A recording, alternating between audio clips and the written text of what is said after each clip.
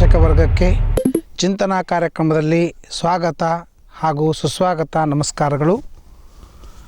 ನಾವು ಮನಸ್ಸಿನ ಅನೇಕ ವಿಚಾರಗಳನ್ನು ತಿಳಿತಾ ಬಂದಿದ್ದೇವೆ. ಮನಸ್ಸು ಮಾಡಿದರೆ ಎಲ್ಲವೂ ಸಾಧ್ಯವಾಗ್ತದೆ, ಮನಸ್ಸು ಮಾಡದೇ ಇದ್ದರೆ ಯಾವುದೂ ಸಾಧ್ಯವಿಲ್ಲ ಅಂತನ್ನೋದನ್ನು ನಾವು ತಿಳಿತಾ ಬಂದು, ಜಗತ್ತಿನ ಅನೇಕ ಪದಾರ್ಥಗಳಲ್ಲಿ ಗುಣಗಳು ಇವೆ, ದೋಷಗಳು ಇವೆ. ನಾವು ಗುಣಗಳನ್ನು ಸಂಪಾದನೆ ಮಾಡಿ ದೊಡ್ಡವರಾಗಬೇಕು, ದೋಷಗಳನ್ನು ಬಿಟ್ಟು ದೊಡ್ಡವರಾಗಬೇಕು ಅಂತನ್ನೋದೇ ಶಾಸ್ತ್ರದಲ್ಲಿ ಒಳ್ಳೆಯವನು ಅಂತನ್ನೋದನ್ನು ಹೇಳ್ತೀವಿ. ಯಾರು ಒಳ್ಳೆಯವರು ಅಂತನ್ನೋದೇ ದೊಡ್ಡ ಪ್ರಶ್ನೆ. ಯಾರು ಒಳ್ಳೆಯವರು ಅಂತ ಪ್ರಶ್ನೆ. ಯಾಕೆ ಅಂತಂದರೆ, ಈಗ ನಾನು ಒಳ್ಳೆಯವನು ಅಂತ ಅಂದ್ಕೊಳ್ತೇನೆ, ಒಳ್ಳೆಯವನಾಗಲಿಕ್ಕೆ ಸಾಧ್ಯವಿಲ್ಲ. ಇನ್ನು ಯಾರೋ ನಮ್ಮನ್ನು ಒಳ್ಳೆಯವರು ಅಂತಂತಾರೆ, ಆದರೆ ಅದು ಒಳ್ಳೆಯವರಲ್ಲ. ಯಾಕಂದರೆ ಅವ್ರು ನಮಗೆ ಬೇಕಾದವರು ಇರ್ತಾರೆ ಅಂತ ಅನ್ನೋದಕ್ಕಾಗಿ ಒಳ್ಳೆಯವರು ಅಂತಂತಾರೆ. ಇನ್ನು ಯಾರೋ ನಮ್ಮನ್ನು ಕೆಟ್ಟ ಅಂತಂತಾರೆ, ಆದರೆ ನಾವು ಕೆಟ್ಟ ಅಲ್ಲ, ಯಾಕಂದ್ರೆ ಅವ್ರು ನಮಗೆ ಬೇಡಾದವ್ರು ಇರ್ತಾರೆ. ಅಂದರೆ ಯಾರು ನಮಗೆ ಒಳ್ಳೆಯವರು ಅಂತಾರೆ, ಯಾರು ನಮ್ಮನ್ನು ಕೆಟ್ಟ ಅಂತಾರೆ, ಅಥವಾ ನಾವೇನು ತಿಳ್ಕೊಳ್ತೀವಿ, ಇದು ಯಾವುದೂ ಮಹತ್ವದ್ದಲ್ಲ. ಒಳ್ಳೆಯವರಾಗಬೇಕು ಅಂತಂದರೆ ಯಾರೋ ಹೇಳಿದರೆ ಒಳ್ಳೆಯವರಾಗೋದಿಲ್ಲ. ಒಳ್ಳೆಯತನ ಅಂತ ಬರಲಿಕ್ಕೆ ಒಂದೆರಡು ಗುಣಗಳವ. ಆ ಗುಣಗಳು ಬಂದರೆ ನಾವು ಒಳ್ಳೆಯವರು, ಗುಣಗಳು ಬರದೇ ಇದ್ದರೆ ನಾವು ಒಳ್ಳೆಯವರಲ್ಲ. ಯಾವುದು ಅಂದರೆ, ಗುಣವನ್ನು, ಇನ್ನೊಬ್ಬರಲ್ಲಿ ಇದ್ದಂತಹ ಗುಣವನ್ನು ಸಂಪಾದನೆ ಮಾಡೋದು, ನಮ್ಮಲ್ಲಿ ಇದ್ದಂತಹ ದೋಷಗಳನ್ನು ತ್ಯಾಗ ಮಾಡೋದು. ಇವು ಎರಡೂ ಯಾವನಲ್ಲಿ ಸೇರಿಕೊಂಡಾವೋ ಅವನು ಒಳ್ಳೆಯವನು ಅಂತ. ನಿರ್ದೋಷತ್ವ ಮತ್ತು ಗುಣವತ್ವ ಇದ್ದಂತಹ ದೋಷ, ನನ್ನಲ್ಲಿ ದೋಷಗಳಿವೆ ಅಂತ ಒಪ್ಪುಕೊಳ್ಳೋದು, ಇದು ಒಳ್ಳೆಯತನ ಅಂತಂತಾರೆ. ಸಾಮಾನ್ಯವಾಗಿ ಇವು ಎರಡೂ ಕಷ್ಟ. ಇನ್ನೊಬ್ಬರಲ್ಲಿ ಇದ್ದಂತಹ ಗುಣವನ್ನು ಒಪ್ಪಂಗಿಲ್ಲ, ನನ್ನಲ್ಲಿ ಇದ್ದ ದೋಷವನ್ನು ನಾನು ಒಪ್ಪಂಗಿಲ್ಲ. ಅದು ದೋಷ ಅಂತಲೇ ನಾನು ಒಪ್ಪಂಗಿಲ್ಲ, ಅದು ನನ್ನ ದೋಷ ಅಲ್ಲ ಅಂತ ನಾನು ಸಾಬೀತು ಮಾಡಲಿಕ್ಕೆ ಪ್ರಯತ್ನ ಮಾಡ್ತೀನಿ.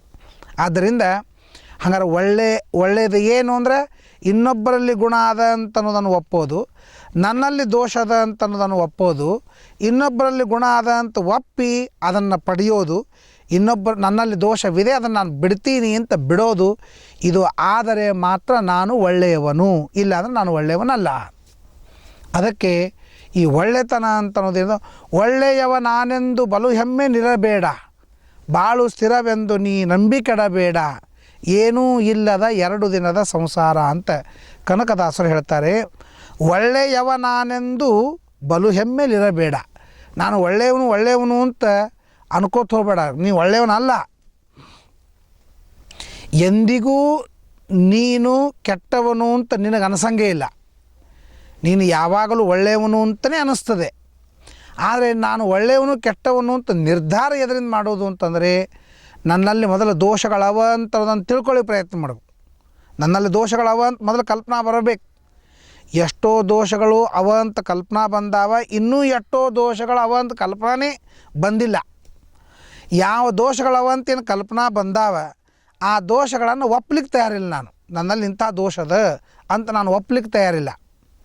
ಇದಲ್ಲದೇ ಇನ್ನೊಬ್ಬರಲ್ಲಿ ಗುಣಗಳವ, ಆದರೆ ಆ ಗುಣಗಳನ್ನು ಗುಣ ಅಂತ ನಂಬುವಷ್ಟು ಔದಾರ್ಯ ನನ್ನ ಹತ್ರ ಬಂದಿಲ್ಲ. ಇನ್ನು ಆ ಗುಣವನ್ನು ನನಗೆ ಬರಲಿ ಅಂತ ಅವರಿಂದ ಗುಣವನ್ನು ಸಂಪಾದನೆ ಮಾಡುವ ಕೆಲಸ ಅಂತೂ ದೂರೇ ಉಳಿತು.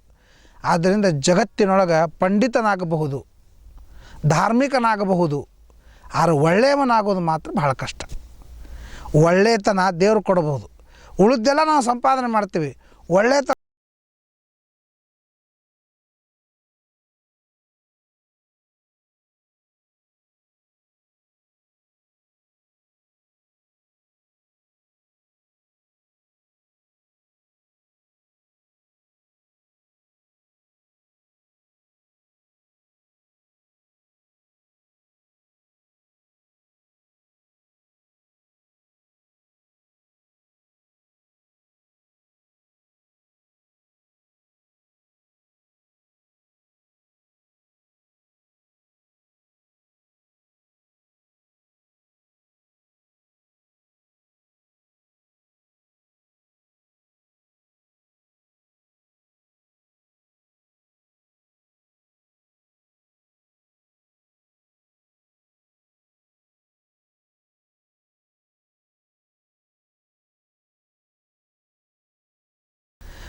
ತಿಂಗಳ ಗಳಿಸ್ತಕ್ಕಂತಹ ಸಂಬಳದೊಳಗೆ ಅರ್ಧಕ್ಕರ್ಧ ಮೇಕಪ್ಪಕ್ಕೆ ಹಾಳು ಮಾಡ್ತಾರೆ.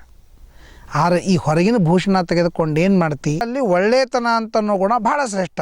ಅದಕ್ಕೆ ಒಳ್ಳೆಯವನಾಗಬೇಕಾದ್ರೆ ಏನು ಮಾಡಬೇಕು, ಜಗತ್ತಿನ ಪದಾರ್ಥಗಳಲ್ಲಿ ಗುಣ ಏನದ ಅಂತನ್ನೋದನ್ನು ಸಂಪಾದನೆ ಮಾಡಬೇಕು.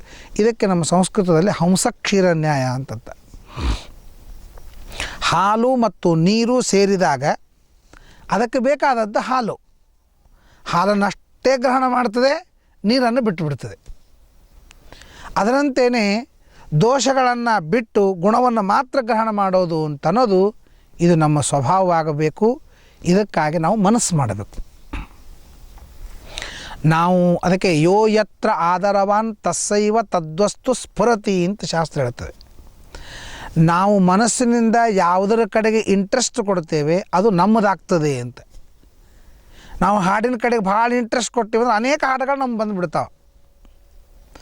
ಯಾವುದಕ್ಕೆ ನಾವು ಇಂಟ್ರೆಸ್ಟ್ ಜಾಸ್ತಿ ಕೊಡ್ತೀವಿ ಅದು ನಮಗೆ ಬರ್ತದೆ. ಆದರೆ ಗುಣಗಳ ಕಡೆಗೆ ಇಂಟ್ರೆಸ್ಟ್ ಕೊಟ್ಟರೆ ಅನೇಕ ಗುಣಗಳನ್ನು ಸಂಪಾದನೆ ಮಾಡಲಿಕ್ಕಾಗ್ತದೆ.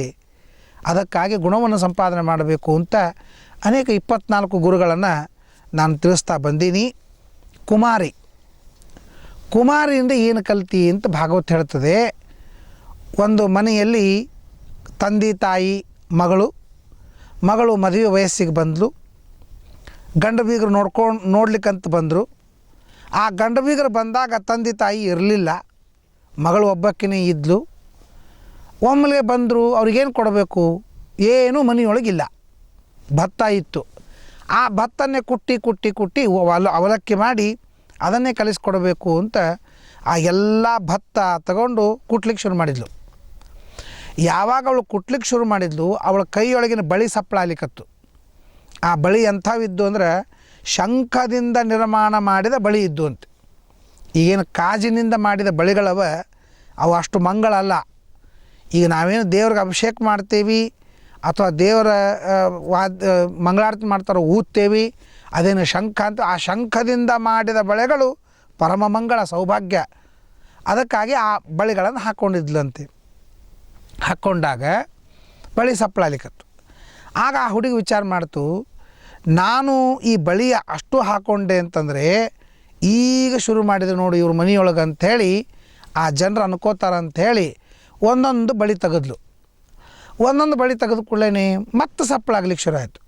ಮತ್ತೂ ಒಂದೊಂದು ಬಳಿ ತೆಗೆದ್ಲು, ಮತ್ತೆ ಸಪ್ಪಳಾಯಿತು. ಕೊನೆಗೆ ಈ ಕಡೆಗೊಂದು ಬಳಿ ಈ ಕಡೆಗೊಂದು ಬಳಿ ಇಟ್ಕೊಂಡ್ಲು, ಸಪ್ಪಳಾಗಲಿಲ್ಲ. ಆಮೇಲೆ ಅವಲಕ್ಕೆಲ್ಲ ಕೊಟ್ಟಲು, ಕನ್ಯಾ ಪಾಸಾದ್ಲು. ಪ್ರಾಯ ಇವತ್ತು ಕನ್ಯಾ ಪಾಸ್ ಆಗ್ಬೇಕಾದ್ರೆ ಕೈಯಾಗ ಬಳಿ ಇರಬಾರ್ದು ಅಂತಾಯಿತು.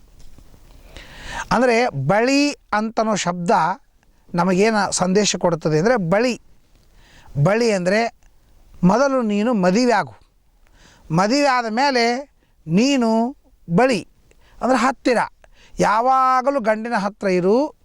ಜಗಳ ಆಗಲಿ, ಸಂತೋಷ ಇರಲಿ, ಅಸಂತೋಷ ಇರಲಿ, ಆಪತ್ತಿರಲಿ, ವಿಪತ್ತಿರಲಿ, ಸಂಪತ್ತಿರಲಿ, ಏನು ಬೇಕಾದಿರಲಿ ನೀನು ಗಂಡನ ಬಳಿಯಲ್ಲಿಯೇ ಇರು ಅಂತಲಿಕ್ಕೆ ಆ ಕೈಗಳಲ್ಲಿ ಬಳಿ ಅಂತ ಹೆಸರಿಟ್ಟಿದ್ದಾರೆ. ಗಂಡನ ಬಳಿನೇ ಇದ್ದಿ ಅಂದರೆ ನಿನಗೆ ಎರಡನೇ ಬಳಿ ಅಂದರೆ ಬಳಿ ಅಂತ ಅರ್ಥ. ನಿನಗೆ ಒಳ್ಳೆಯ ಮಕ್ಕಳಾಗ್ತವೆ. ಆ ಮಕ್ಕಳ ಮಲಮೂತ್ರವನ್ನು ಬಳಿಯತಕ್ಕಂಥ ಭಾಗ್ಯ ಬರ್ತದೆ ಅಂತ. ಯಾಕೆಂದರೆ ಮಕ್ಕಳಾದ್ರೇ ಅವಾಗೆಲ್ಲ ಭಾಗ್ಯದ, ಮಕ್ಕಳಿಲ್ಲ ಅಂದರೆ ಆ ಭಾಗ್ಯ ಎಲ್ಲಿ ಬರ್ತದೆ. ಆದ್ದರಿಂದ ನಿನ್ನ ಬಳಿ ಅಂದರೆ ಮಕ್ಕಳ ಎಲ್ಲ ಹೊಲಸುಗಳನ್ನು ಬಳಿ ಅಂತ ಮತ್ತೊಂದು ಅರ್ಥ. ಇನ್ನು ಬಳಿ ಅಂದರೆ ಸುಣ್ಣ ಬಳಿ ಅಂತೇನು ಅರ್ಥ ಅಂತಾರಲ್ಲ, ಆ ರೀತಿಯಾಗಿ ಮುಂದೆ ಮನೆಯಲ್ಲಿ ನೀನು ಬಳಿ ಸಗಣಿಯನ್ನು ತೆಗೆದುಕೊಂಡು ಉತ್ತಮ ರೀತಿಯಿಂದ ಮನೆಯನ್ನು ಸಾರಿಸು. ನೀನು ಗಂಡನ ಬಳಿಯಲ್ಲಿಯೇ ಇರು, ಮಕ್ಕಳದೆಲ್ಲ ಬಳಿ, ಮನೆಯನ್ನೆಲ್ಲ ಬಳಿದು ಸಾರಿಸಿ ನೀನು ಒಳ್ಳೆಯ ಅಲಂಕಾರವನ್ನು ಮಾಡಿ ಭಗವಂತನ ಪೂಜಾ ಅಂತ ತಿಳಿ ಅಂತನ್ನೋದಕ್ಕೆ ಬಳಿ ಅಂತಂದಿದ್ದಾರೆ. ಇದರ ಜೊತೆಗೆ ಅತ್ತೆ ಮಾವಂದರು ವಯಸ್ಸಾಗಿ ಕೈಕಾಲ ಬಿದ್ದು ಆಸ್ಪತ್ರೆಯೊಳಗೋ ಮನೆಯೊಳಗೋ ಬಿದ್ದುಕೊಂಡಾಗ ಅವರ ಸೇವಾ ಹೆಂಗೆ ಮಾಡಬೇಕು ಅಂದರೆ ಬಳಿ, ಅವ್ರದ್ದು ಎಲ್ಲ ಬಳದು ಸೇವಾ ಮಾಡು ಅಂತ ಅನ್ನೋದಕ್ಕಾಗಿ ಬಳಿ ಅಂತ ಇಟ್ಟಿದ್ದಾರೆ. ನಮಗೆ ಅವು ಯಾವ ಬಳಿನೂ ಬೇಡ ಅಂತ ಅನ್ನೋದಕ್ಕೆ ಬಳಿ ಹಾಕ್ಕೊಳ್ಳಾರ್ದೇನೆ ಬರಗೈಲಿ ಇರ್ತಾರೆ. ಎಂತಹ ಅಮಂಗಳ ಅಂತ. ಇವತ್ತು ಪರದೇಶದವರು ನಮ್ಮ ದೇಶದ ಎಲ್ಲ ಸಂಪ್ರದಾಯಗಳನ್ನು ಅಳವಡಿಸ್ಕೊಳ್ತಾ ಇದ್ದಾರೆ. ಪುರೋಹಿತರಾಗ್ತಾ ಇದ್ದಾರೆ, ವೈದಿಕರಾಗ್ತಾ ಇದ್ದಾರೆ, ಹಿಂದೂ ಪದ್ಧತಿ ಪ್ರಕಾರ ಮದುವೆ ಆಗ್ತಾ ಇದ್ದಾರೆ, ಗಂಡನ ಸೇವಾ ಮಾಡಬೇಕು, ಮಕ್ಕಳ ಸೇವಾ ಮಾಡಬೇಕು, ಮನೆ ತುಂಬ ಮಂದಿರಬೇಕು ಅಂತ ಅನ್ನೋದನ್ನು ಅಪೇಕ್ಷೆ ಮಾಡ್ತಾ ಇದ್ದಾರೆ. ನಾವು ಅದನ್ನೆಲ್ಲ ಬಿಡ್ತಾ ಇದ್ದೀವಿ ಅಂತನ್ನೋ ಅರ್ಥದೊಳಗೆ ಬಳಿ ಅಂದರೆ ಏನಾಯ್ತು ಈಗ, ವಾಸೋ ಬಹೂನಾಂ ಕಲಹ. ಕೈಯೊಳಗೆ ಬಳಿ ಭಾಳ ಇದ್ದಾಗ ಸಪ್ಪಳು ಭಾಳ ಆಗ್ತಿತ್ತು, ಕೆಲಸ ಮಾಡಲಿಕ್ಕೆ ಆಗ್ತಿರಲಿಲ್ಲ. ಹಂಗೆ ನಾವು ಯಾವುದೇ ಧಾರ್ಮಿಕ ಕೆಲಸ ಮಾಡಬೇಕಾದ್ರೆ 10 ಮಂದಿನ ಕಟ್ಕೊಂಡು ಮಾಡ್ಲಿಕ್ಕೆ ಹೋಗಬಾರ್ದು, ನಾವು ಅಷ್ಟೇ ಇರಬೇಕು. ನಿಮಗೊಂದು ತಮಾಷೆ ಹೇಳ್ತೇನೆ.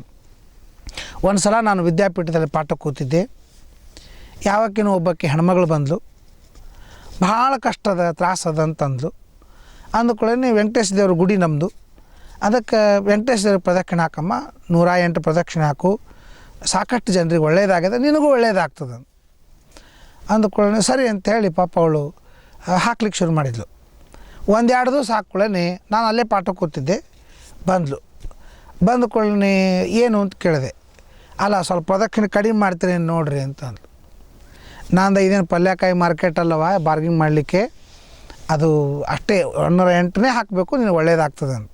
ಅಲ್ಲ ನೋಡ್ರಿ ಅಂತಂದು. ಇದೇ ನೋಡೋದು ಗಿಡೋದೇನು ಇರೋಂಗಿಲ್ಲ, ಕೆಳಗೆ ಮೇಲೆ ಇರೋಂಗಿಲ್ಲ, ನಿನಗೆ ಬೇಕು ಅಂದ್ರೆ ಹಾಕು, ಇಲ್ಲಾಂದ್ರೆ ಬೇಡ ನೋಡಿ. ಇನ್ನೊಂದು 2 ದಿವಸ ನೋಡು, ಮುಂದೆ ಭಾಳ ಹಂಗೆ ತ್ರಾಸ ಆಗ್ತಿತ್ತು ಅಂದರೆ 54 ಪ್ರದಕ್ಷಿಣೆ ನಾನು ಇಳಿಸ್ತೀನಿ ಅಂತಂದು. ಸರಿ ಅಂತೇಳಿ 1-2 ದಿವಸ ಬಂದಳು. ಪ್ರದಕ್ಷಿಣೆ ಎಲ್ಲ ಮುಗೀತು. ಮುಗಿದ ಮೇಲೆ ಮತ್ತೆ ಬಂದು ಕೂಡ ನನಗೆ ಅನ್ನಿಸ್ತು ಇದು 54ಕ್ಕೆ ಇಳಿತಿದ್ದು ಅಂತೇಳಿ. ಆಕೆ ಹಂಗೆ ಮಾಡಲಿಲ್ಲ. ಆಕೇನಂದ್ಲು, 108 ಬ್ಯಾಡ್ರಿ, 154 ಹೇಳಿದ್ರು ನಮಗೇನು ಪ್ರಾಬ್ಲಮ್ ಇಲ್ಲ ಅಂದ್ಲು. ಯಾಕೆ ಅಂತ ಕೇಳಿದೆ. ನಾನು ಒಬ್ಬಕ್ಕಿನೇ 108 ಹಾಕ್ತಿದ್ದೆ, ಬೇಸರ ಬರ್ತಿತ್ತು. ಓಣಿ ಮಂದೆಲ್ಲ ನನ್ನ ಜೊತೆಗೆ ಪ್ರದಕ್ಷಿಣೆ ಹಾಕ್ಲಿಕ್ಕೆ ಬಂದಾಗ ನೀನು ಹಿಡ್ಕೊಂಡು ಮಾತಾಡ್ಕೋತ ನನಗೆ 108 ಪ್ರದಕ್ಷಿಣೆ ಆಗಿದ್ದೇ ಗೊತ್ತಾಗಿಲ್ಲ, ಇನ್ನೂ ಎಷ್ಟೋ ವಿಷಯ ಮಾತಾಡಬೇಕಾಗ್ತದೆ, ಇನ್ನೊಂದು 54 ಜಾಸ್ತಿ ಹೇಳ್ರಿ ಅಂತ. ತಾತ್ಪರ್ಯ ಏನು ಅಂತಂದರೆ, ವಾಸೋ ಬಹೂನಾಂ ಕಲಹ. ಭಾಳ ಜನ ಸೇರಿಕೊಂಡ್ರೆ ನಮ್ಮ ಸತ್ಕರ್ಮ ಆಗೋದಿಲ್ಲ. ಏಕಾಂತದಲ್ಲಿರಬೇಕು. ಏಕಾಂತದಲ್ಲಿ ಇದ್ದುಕೊಂಡು ಜಪ ತಪ ಅನುಷ್ಠಾನ ಧ್ಯಾನಾದಿಗಳನ್ನು ಮಾಡಬೇಕು ಅಂದಾಗ ಮಾತ್ರ ಆಗ್ತದೆ, ಇಲ್ಲ ಅಂದ್ರೆ ಆಗೋದಿಲ್ಲ ಅಂತನ್ನುವ ಒಂದು ನೀತಿ, ಒಂದು ಗುಣವನ್ನು ನಾನು ಈ ಕುಮಾರಿಯಿಂದ ಕಲಿತಿದ್ದೇನೆ ಅಂತ ಹೇಳ್ತಾರೆ. ಆದ್ದರಿಂದ ನಾವು ಆದಷ್ಟು ಸತ್ಕರ್ಮವನ್ನು ಮಾಡ್ತಾ ಇರುವಾಗ ಏಕಾಂತದಲ್ಲಿ ಇದ್ದುಕೊಂಡೇ ಮಾಡಬೇಕೇ ಹೊರತು 4 ಜನರ ಜೊತೆಗೆ ಮಾತಾಡ್ಕೋತ ಹರಟಿ ಹೊಡ್ಕೋತ ಮಾಡಬಾರ್ದು ಅಂತನೋ ಗುಣವನ್ನು ಸಂಪಾದನೆ ಮಾಡಿ ಅದರಂತೆ ನಡಿಬೇಕು ಅಂತನ್ನೋದೇ ಇವತ್ತಿನ ವಿಶೇಷವಾದಂಥ ಅಭಿಪ್ರಾಯ. ನಮಸ್ಕಾರ.